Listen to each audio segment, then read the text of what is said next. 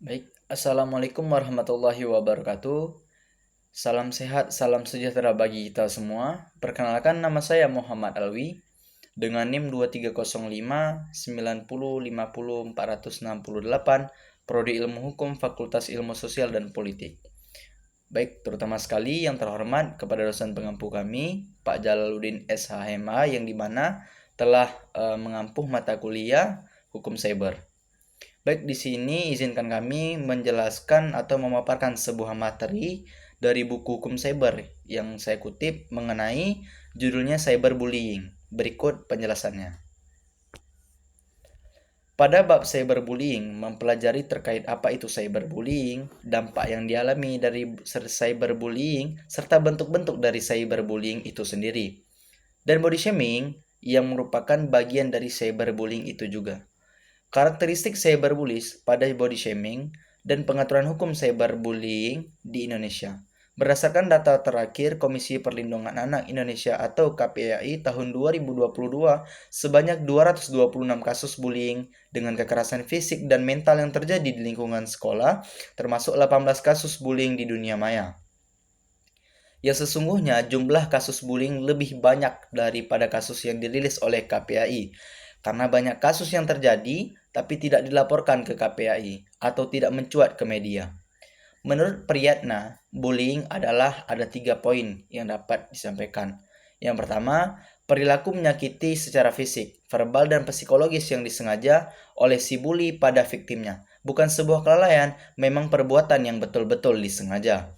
Dan yang kedua, perilaku menyakiti serta fisik, verbal, dan psikologis itu terjadi berulang-ulang. Bullying tidak pernah dilakukan secara acak atau cuma sekali. Dan yang terakhir ada didasari perbedaan power yang mencolok antara bully dan victim. Jadi, perkelahian di antara anak yang kurang seimbang dari segi ukuran fisik maupun usia bukan merupakan kasus bullying. Dalam bullying yang sebenarnya berbeda di atas angin victimnya. Menurut Engelander pada tahun 2012 menyatakan bahwa teknologi informasi selain dapat membawa dampak positif, tetapi juga dapat membawa dampak negatif bagi para penggunanya. Salah satu dampak negatif yang ditimbulkan akibat dari penggunaan teknologi informasi yang timbul di media sosial adalah munculnya fenomena cyberbullying. Cyberbullying muncul sebagai akibat dari kehidupan sosial online yang dimana remaja modern dan anak-anak terlibat. Menurut Bill Belsey pada tahun 2008, Presiden Bullying yaitu Kanada, cyberbullying melibatkan penggunaan informasi dan komunikasi teknologi serta seperti email, ponsel dan pager pesan teks, pesan instan, situs web pribadi, pemungutan suara online untuk mendukung disengaja dan diulang-ulang perilaku bermusuhan oleh seorang individu atau kelompok yang dimaksudkan untuk menyakiti orang lain. Dari hal tersebut, maka dapat disimpulkan cyberbullying atau perundungan dunia maya adalah kejadian yang dialami dan dirasai oleh seseorang yang merasa teraniaya oleh tindakan orang lain atau kelompok tertentu melalui media elektronik baik cetak maupun online dengan melibatkan penggunaan informasi dan komunikasi teknologi. Cyberbullying menjadi makin populer karena hanya dengan beberapa ketikan di keyboard gadget atau komputer mengandung informasi yang merusak dapat berupa hinaan dikirimkan ke atau diposting di laman tertentu dan dilihat oleh ribuan orang. Ada dampak yang ditimbulkan dari cyberbullying.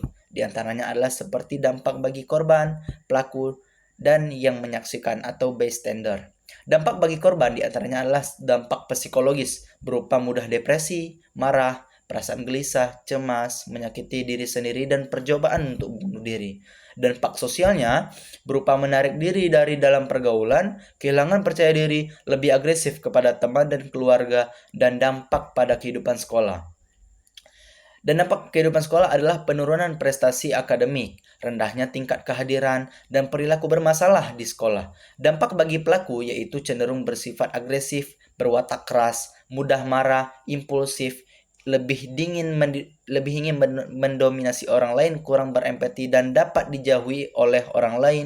Dan yang terakhir adalah dampak bagi menyaksikan, yaitu bystander, adalah jika cyberbullying dibiarkan tanpa ditindaklanjut, maka orang-orang yang menyaksikan dapat berasumsi bahwa cyberbullying adalah perilaku yang diterima secara sosial. Dalam kondisi ini, beberapa orang mungkin akan bergabung dengan penindas karena mereka takut akan dijadikan sasaran selanjutnya.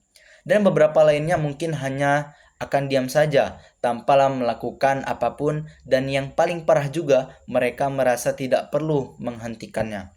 Menurut Marden pada tahun 2010, membagi jenis cyberbullying menjadi cyber langsung dan cyberbullying tidak langsung. Berikut masing-masing penjelasannya.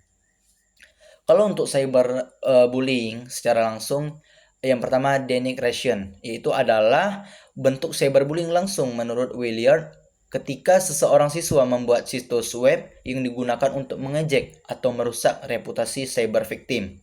Yang kedua harassment and stalking, yaitu bentuk lain dari cyberbullying langsung termasuk berulang kali mengirim pesan yang kejam, ganas, dan atau mengancam. Dan yang terakhir exclusion, yaitu dengan mengucilkan seseorang dari grup online. Ini dapat dilakukan dengan memblokir individu atau tidak berteman atau menghapus teman yang pernah ditambahkan di Facebook. Itu sebagai contoh. Dan yang kedua, cyber secara tidak langsung. Yang pertama flaming, adalah bentuk tidak langsung dari cyberbullying dan didefinisikan oleh Nancy Willard yang merupakan otoritas yang diakui pada isu-isu terkait dengan penggunaan internet aman dan bertanggung jawab. Sebagai argumen antara dua orang yang termasuk bahasa kasar, vulgar, penghinaan, dan ancaman. Yang kedua, impersonation, yaitu membobol email orang lain dan menggunakannya untuk mengirim pesan ganas atau memalukannya bagi orang lain. Yang terakhir adalah outing and trickery, yaitu dengan cara melibatkan seseorang dalam pesan instan dan menipu mereka agar mengungkapkan informasi pribadi atau informasi sensitif dan meneruskan atau mendistribusikannya kepada orang lain.